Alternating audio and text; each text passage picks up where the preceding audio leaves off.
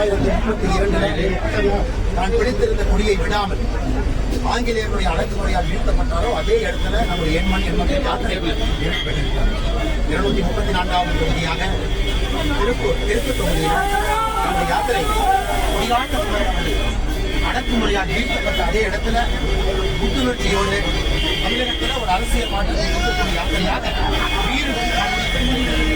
அதனால் இந்த நிகழ்வுக்கு வந்திருக்கக்கூடிய மத்திய நம்முடைய சிறப்பு விருந்தராக அண்ணன் முருகன் அவர்கள் மத்திய அமைச்சர் வந்திருக்காங்க. தேர்தல் பொறுப்பாளர் ஐயா நிகழ்ச்சியில் பங்கேற்றிருக்காங்க.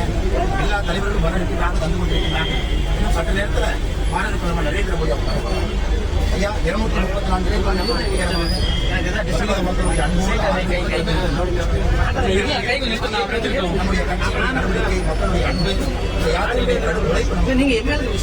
நிச்சயமாக 2024 பாராளுமன்ற தேர்தல் ஒரு பெரிய மாற்றத்தை தமிழ்நாட்டில் ஏற்படுத்தும்.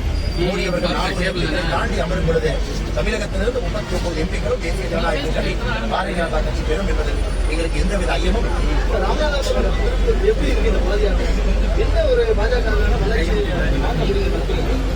நீங்களே இன்னைக்கு சொல்றீங்க பாரதிய ஜனதா கட்சி வளர்ந்துருக்கு, பெரிய கட்சியா வந்திருக்கு, தாண்டி இருக்குன்னா நீங்க சொல்றீங்க. பத்திரிகை கருத்துக்கள் எல்லாரும் போட ஆரம்பிச்சிருக்கீங்க. நீங்களே பொறுத்தவரை எங்களுக்கு சமாதானம் இல்லைங்க.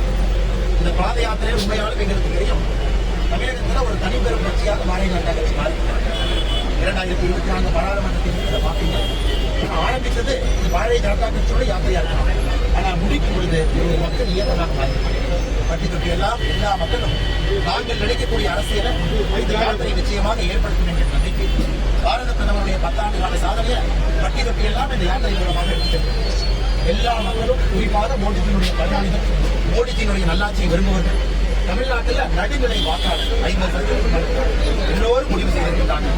இந்த தேர்தல் மோடி அவர்கள் உலகத்தில் இந்தியாவை முதன்மை நாடாக மாற்றுவதற்கான அடித்தள இதுதான் மாற்றம். 6 மாசத்துல 108 நாட்கள் நடத்தி ஒரு தொகுதியிலிருந்து 234வது தொகுதியில் இந்த மாற்றத்தை நாங்கள் கண்டிப்பாக பார்க்கிறோம்.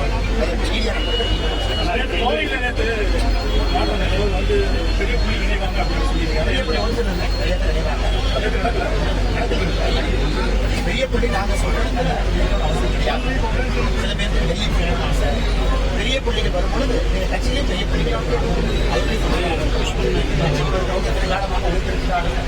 வெளியே இருந்து நீ கட்சிக்காக வர்றாங்க. அவர் உள்ளே வரும்பொழுது கட்சிக்குள்ள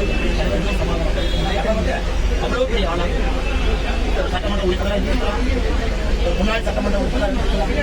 கட்சிக்குள்ளேயும் சமாதானம் ஒரு புதிய பாதையில பயணிக்கிறாங்க.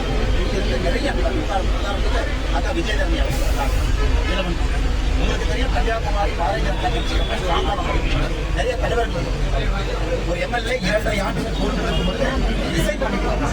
அப்படி இருக்கும் பொழுது கட்சிக்குள்ள நிறைய கலந்து பேசி தலைவர்களையும் சமாதானம் வெளியே இருந்து வரக்கூடிய விஜயதரணி அவர்களுக்கும் இந்த கட்சியில வளர்ச்சி இன்னொரு கட்சிக்கு சேலஞ்சு. இத்தனை நாளா பாரதிய ஜனதா கட்சியுடைய வளர்ச்சி இன்றைக்கு பாரதிய ஜனதா கட்சியுடைய வளர்ச்சி தான் மோடி அவருடைய 10 ஆண்டுகள் ஆட்சியில் இன்னைக்கு தேர்தலில் நிற்கக்கூடிய வல்லமைகளாக அதனால் அவர்களுக்கான இடத்தை ஏற்படுத்தணும், மரியாதையை கொண்டு வரணும். அதனால் வரக்கூடிய எல்லா புள்ளிகளையும் மரியாதையாக உள்ள கொண்டு வரணும். வந்த பிறகு ஒரு பிரச்சனை ஏற்படுத்தக்கூடாது. நம்முடைய கட்சியினுடைய தலைவருடைய விருப்பம் வருகின்ற எல்லோரும் கட்சிக்குள்ள அக்செப்ட் அவர்களுக்காக எந்த பிரச்சனையும் இல்லாமல் தொண்டர்களும் ஏற்றுக்கொள்ள வேண்டும். அதனால்தான் மோடி ஐயா வரும்பொழுது அதுக்கு முன்னாடி நான் குறிப்பாக நம்முடைய கவனம் மோடி ஐயா குறிப்பாக இந்த பரம்பரை எழுதணும். அதனால் பொறுப்பில் மிகப்பெரிய ஆட்கள் இதைத்தான் போறாங்க. செய்திகளை உண்மைத்தன்மையுடன் உடனுக்குடன் தெரிந்து கொள்ள தி கிரேட் இந்தியா நியூஸ் சேனலுக்கு சப்ஸ்கிரைப் செய்து எங்களுடன் இணைந்திருங்கள். எப்போதும்